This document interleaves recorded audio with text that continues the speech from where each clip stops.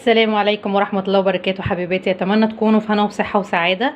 النهاردة بإذن الله هنعمل مع بعض حاجة سريعة وسهلة وحلوة وعلى البارد كده، مش محتاجة فرن.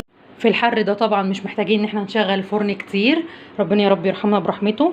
هيكون معانا ايه؟ هيكون معانا لبن، وهيكون معانا كريم شانتيه طبعا عارفين بنعمله ازاي، وهيكون معانا بسكويت شاي، بسكويت غندور دون كويس جدا جدا، يعني من احب البسكوتات عندي يعني. هنقدر ان احنا نستخدمه زي ما انتم شايفين كده. فضيت البسكوت بتاعي، شفتوا بقى، تقدري تسميها كيكة البسكوت، تقدري يعني تسميها اي مسمى. هنجيب البسكوت نحطه في اللبن، لبن بارد طبعا ساقع يعني، ونحطه كده. حاجة سريعة مش تاخد معاكي 10 دقايق، تقدري ان انت تحضريها كده وانت قاعدة للاولاد بالليل، حاجة حلوة.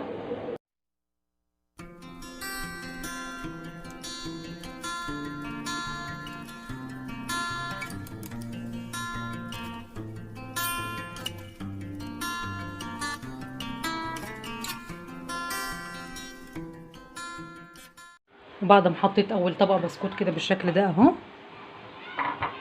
هنحط بقى كده طبقة من الكريم شانتيه. بسم الله.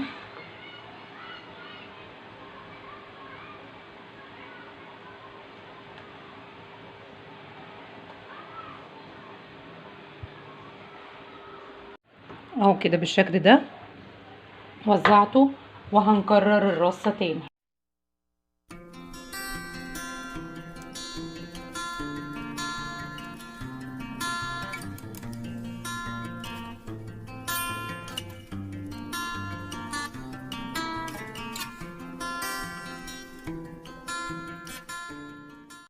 وتكوني حريصة جدا زي ما رصيتي من تحت ترصي من فوق، عشان لما تيجي تقطعيها تبقى مظبوطة معاكي، ما تبوظلكيش الدنيا.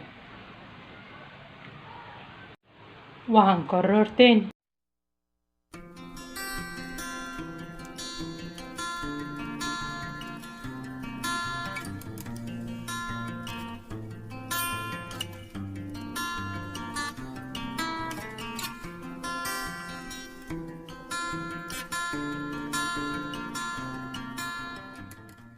اهو كده حبيباتي، انا خلصت الرصات بتاعتي، بس انا بقى هخلي اخر طبقة هستخدم دريم ويب بالفراولة.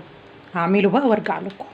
اهو كده بالشكل ده يا ست الكل، بصي بقت بالشكل ده، فراولة من فوق وكريمة من تحت. نجيبها بالستيكس كده بتاعتنا دي بسيطة، دي سهلة دي. نفضل بقى نعمل كده دواير دواير، خطوط خطوط. اهو كده عملت بالستيكس، بصوا شكل عشوائي كده، اي شكل يعني، اي شكل، اي حاجه عايز تستخدمي القمع براحتك، مفيش اي مشكله. حاجه سهله بسيطه بجد بجد، ما خدتش معايا 10 دقايق.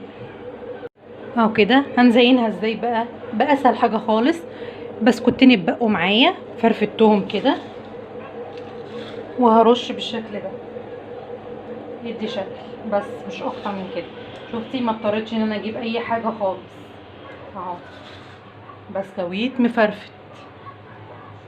وكده حبيباتي بعد ما زينت الحلويات بتاعتي باسهل طريقه، مكونات سهله وبسيطه، تقدري ان انت تحضريها للاولاد وانت واقفه بتحضري لهم الغدا. بجد والله ما اخدتش معايا 10 دقايق. نقطعها كده بسم الله ونجرب. اهي تتقطع بمنتهى السهوله.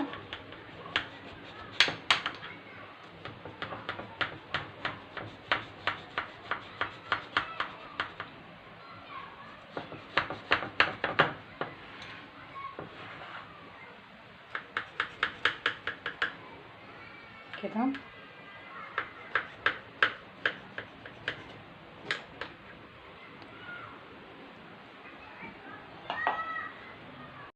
اهو كده.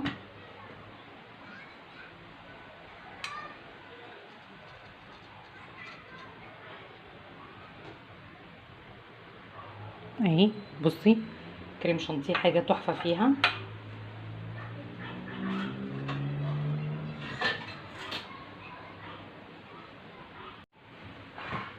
اهي سهله وبسيطه، مكونات ولا اسهل من كده ولا اجمل من كده. بصي بقى يا ست الكل، قطعتين حاجة حلوة للأولاد اهي، ولا أسهل من كده، وحاجة جميلة وجديدة. وبكده بقى يا ست الكل نكون خلصنا النهاردة حاجة حلوة جميلة سهلة وبسيطة، اختراع جديد، حاجة من ضمن الحلويات الاقتصادية ان شاء الله بإذن الله تعمليها وتعجبك وتعجب الأولاد، وهتكون موفرة جدا جدا معاكي ان شاء الله بإذن الله. ولو عجبكم بقى الفيديو ما تنسونيش في اللايك والشير وسبسكرايب للقناة، واشوفكم ان شاء الله بإذن الله في فيديو جديد، والسلام عليكم ورحمة الله وبركاته.